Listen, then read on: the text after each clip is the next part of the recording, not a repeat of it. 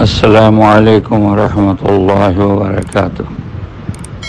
نحمدہ ونصلی علی رسولہ الکریم، اما بعد۔ دعوت کے اس مبارک محنت میں کچھ کام اجتماعی ہیں اور کچھ کام انفرادی ہیں۔ حضرت مولانا الیاس صاحب رحمۃ اللہ علیہ فرمایا کرتے تھے کہ ہم جو محنت کر کے دن بھر ڈھانچہ تیار کرتے ہیں، رات کی آہوزاری سے، دعا سے اس کے اندر جان پڑتی ہے۔ جتنا ہم اپنے اندرون کو آباد کریں گے، اتنے ہی دن کی محنتوں میں جان پڑے گی۔ حضرت مولانا صاحب رحمۃ اللہ علیہ نے ایک بزرگ سے یہ فرمایا کہ حضرت، ہم نے بت بنایا ہے، آپ اس میں دعاؤں کے ذریعے جان ڈلوا دیجیے۔ حضرت جی مولانا انعام الحسن صاحب رحمۃ اللہ علیہ فرمایا کرتے تھے کہ اجتماعی محنت یہ موجبات قرب ہے، انفرادی محنتوں سے اس میں جان پڑتی ہے۔ تو اس وقت لاک ڈاؤن کی وجہ سے اجتماعی محنتوں کا موقع نہیں رہ گیا، لیکن انفرادی محنت کا دروازہ کھلا ہوا ہے۔ ہر آدمی سے اس کی ذات کے بارے میں پہلا مطالبہ ہوگا، علیکم انفسکم۔ تو ہر آدمی کو اپنی ذات پر محنت کرنا ہے۔ اس کا سوال براہ راست اس سے ہوگا۔ اپنی ذات پر محنت کرنے کا یہ بہترین موقع ہے۔ ایمان بنانا، کہ ایمان جب اندر آتا ہے تو ایمانی صفات باہر آتے ہیں۔ ایمان کی علامت و نشانی ایمانی صفات ہیں۔ ایمان دکھائی نہیں دے گا، لیکن ایمانی صفات دکھائی دیں گے، جیسے تقوی و توکل، صبر و شکر، انابت، خشوع اور خضوع، اللہ تعالیٰ کی محبت، تواضع۔ تو یہ صفات ہمیں اپنے اندر پیدا کرنا ہے کہ نیکی تم کو خوش کرے، گناہ تم کو غمگین کرے تو یہ سمجھو کہ تم مومن ہو۔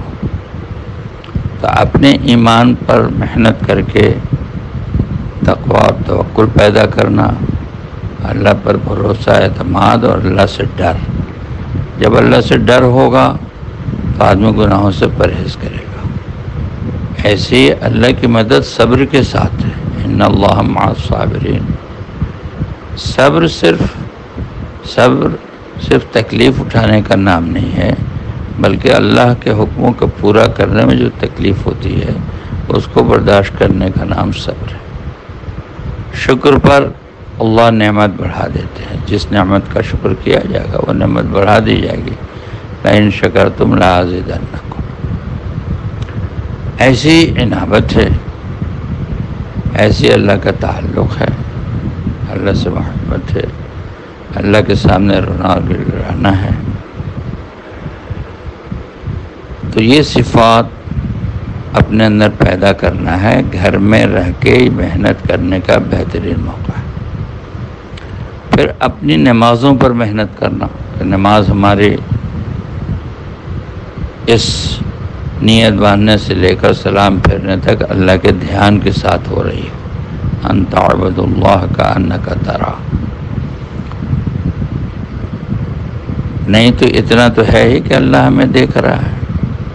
اپنی نمازوں میں خشوع اور خضوع پیدا کرنا،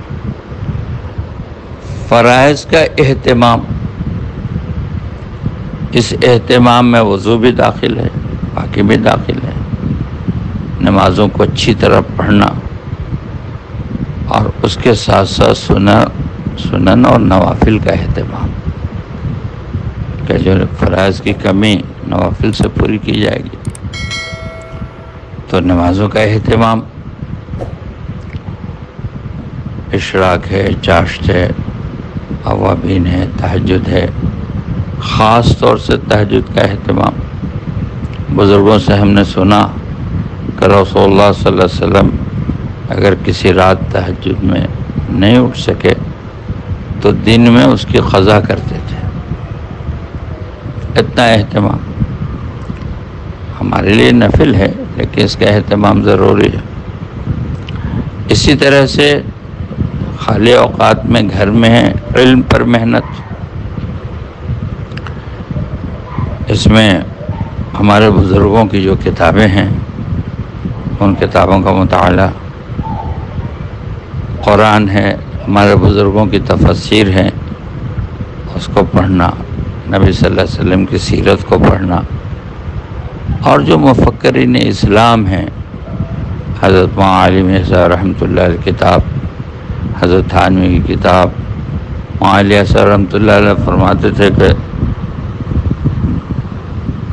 تعلیم تو حضرت تھانوی کی ہو، علم حضرت تھانوی کا ہو، طریقہ کار ہمارا۔ میں اس محنت کے ذریعے سے چاہتا ہوں کہ حضرت تھانوی کا علم گھر گھر پہنچ جائے۔ اس وقت بہترین موقع ہے، جو ہمارے بڑے علماء و بزرگان دین ہیں ان کے کتابوں کا مطالعہ، اسی طرح سے ذکر اور دعا کا اہتمام، جو ذکر ہے 3 تسبیحات اس کو دھیان کے ساتھ 101 کے ساتھ بیٹھ کے پڑھنا، مصنون دعاؤں کا اہتمام،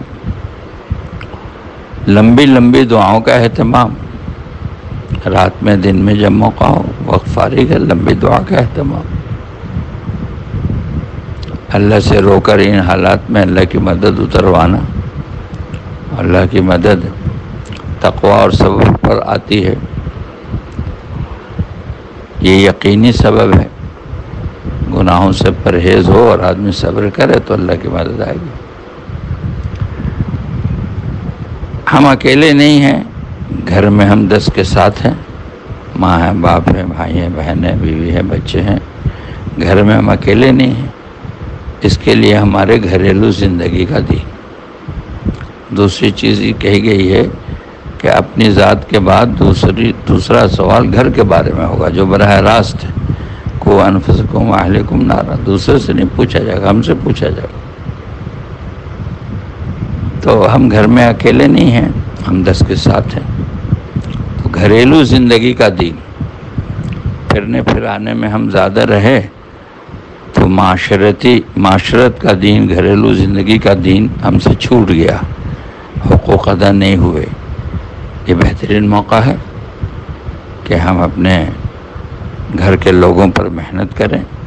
اس کے لیے فضائل کی تعلیم ہے، اور فضائل کی تعلیم کے ذریعے سے اپنے گھر کا ماحول دینی اور دعوتی بنانا۔ اس کے لیے اپنے گھر والوں پر محنت، گھر والوں کے سامنے دکھ کے آوے ہمارا اخلاق، ہماری زندگی کا دین۔ تو گھریلو زندگی کا دین کا ایک بہت بڑا حصہ گھریلو زندگی کا دین ہے۔ حضرت تھانوی رحمۃ اللہ علیہ کی کتاب ہے تربیت اولاد، معاشرت کا دین۔ حضور صلی اللہ علیہ وسلم اپنے گھر میں کیسے رہتے تھے، اپنی بیویوں کے ساتھ، بچیوں کے ساتھ، گھر کے لوگوں کے ساتھ، اعزا رشتہ داروں کے ساتھ رشتے ناتوں کو جوڑنا۔ تو اس کا ایک بہترین موقع ہے اپنے گھر پر محنت کرنے کا۔ ہم اگر ان محنتوں میں اپنے آپ کو لگائیں گے تو ہمارا یہ جو گھروں میں ہم محصور ہیں، گھرے ہوئے ہیں، یہ وقت ہمارا خوش وقت بنے گا۔ تو جتنا ہو سکے گھریلو زندگی کے دین پر محنت کر کے اپنے گھر والوں کی زندگیوں میں سنت اور شریعت کو زندہ کرنے کی کوشش کرنا کہ ان کے اندر بھی اہتمام ہو. اللہ پاک مجھے بھی اس کی توفیق عطا فرمائے اور آپ کو بھی اس کی توفیق عطا فرمائے. السلام علیکم.